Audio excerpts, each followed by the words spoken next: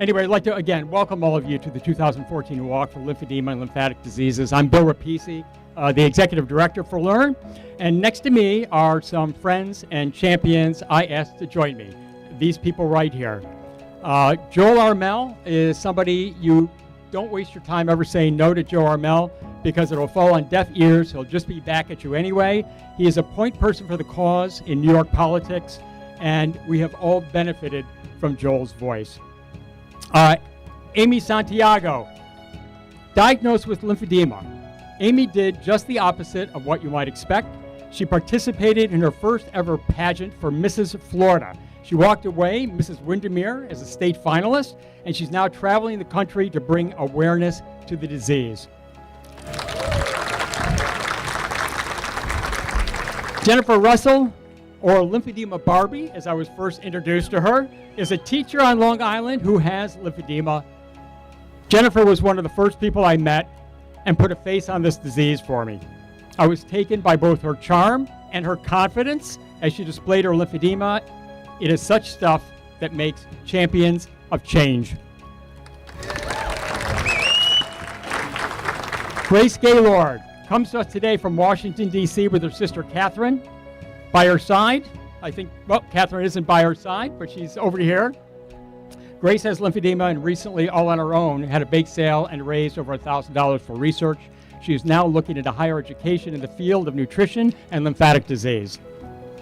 I don't see Britta, but finally then, Connor.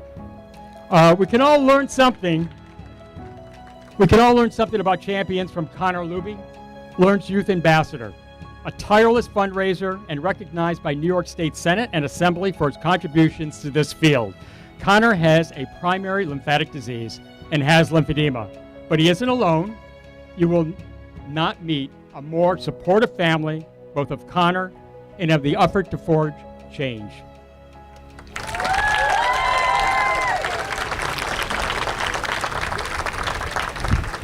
I want to thank all of you for coming up and standing. A big part of today is seeing the face of lymphedema. If you want to return to the crowd now, that's fine. I won't make you stand up here through all my talk, but thank you very much.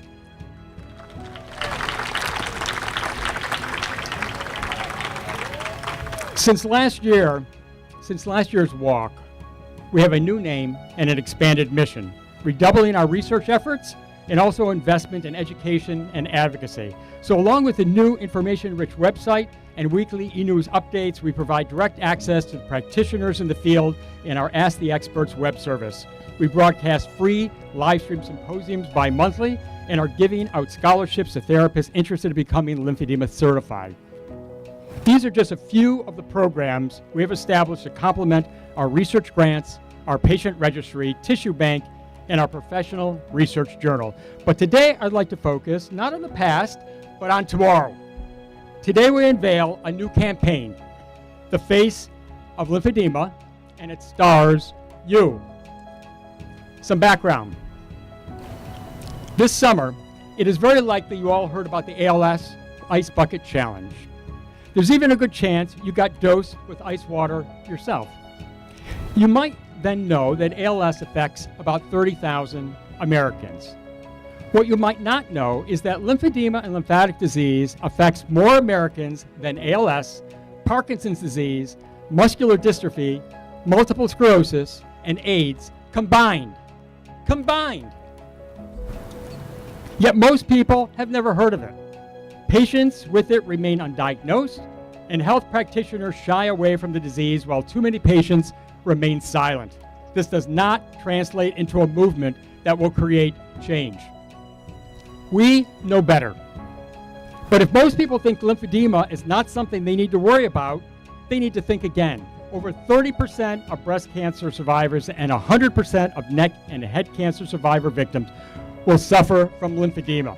All cancer survivors are at risk, including prostate and melanoma, and many children are born with a lymphatic disease that results in lymphedema onset early in childhood or later in life.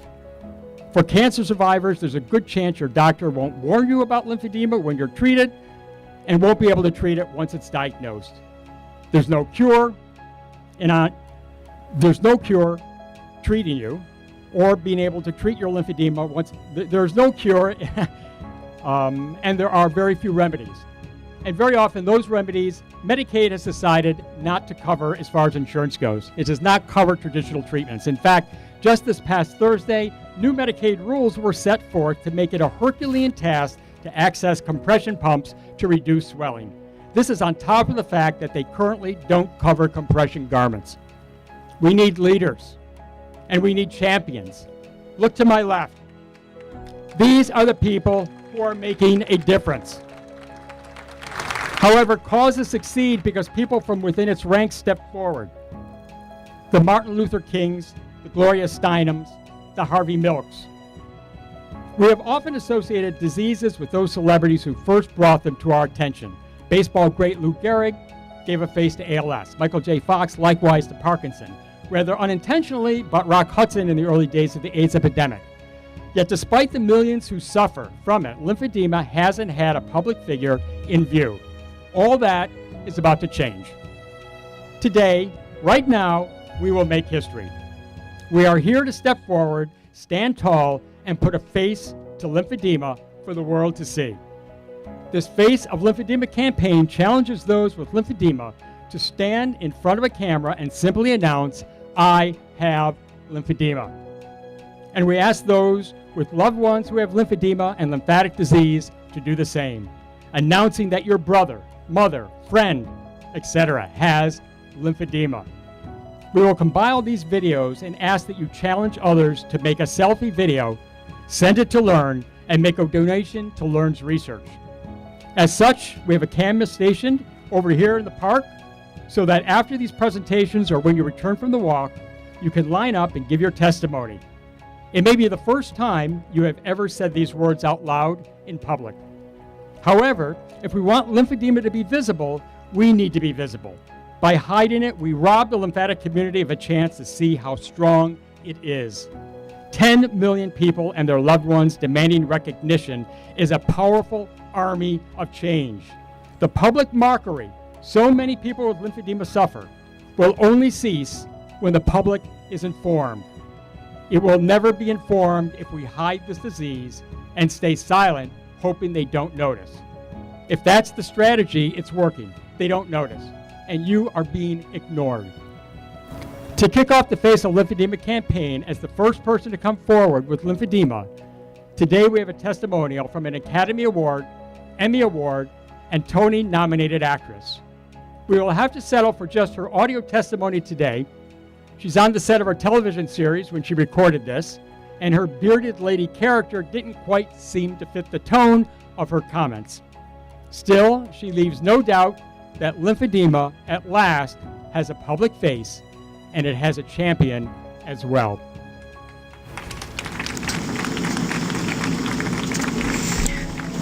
Hi there, I'm Kathy Bates. I had a double mastectomy 2 years ago, and as a result I have lymphedema in both arms.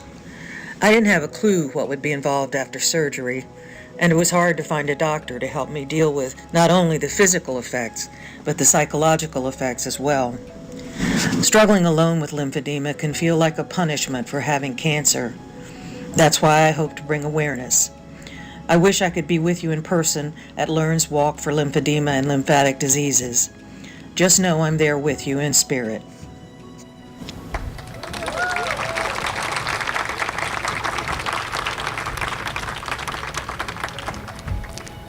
With Kathy Bates coming forward, we hope all of you do the same.